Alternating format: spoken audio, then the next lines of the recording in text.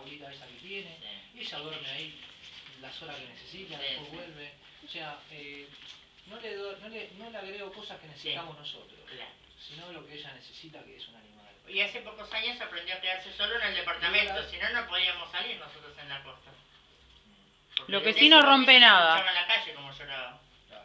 Entonces ahora ya lo dejamos la tele y la luz prendida, pues ya venimos, se queda, nos vamos a cenar, a pasear, pero a la playa lo Él llevamos. también maduró un poquito, creció un poquito más. Entonces, Sí, ¿viste? Sí, ya está más tranquilo. También acostumbramos nosotros, ponemos su acolchado en una cama con la almohada y dormía con la almohada, acolchado, todo. Claro. Una No, cosa mira, demasiado.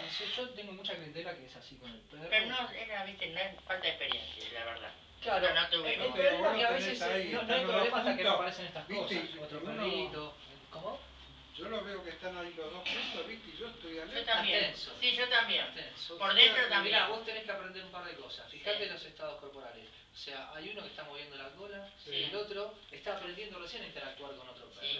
¿Entendés? Está recién aprendiendo y se dio cuenta que de esta manera llegó a él, ¿viste? Incluso al otro le gustó cómo se ofreció.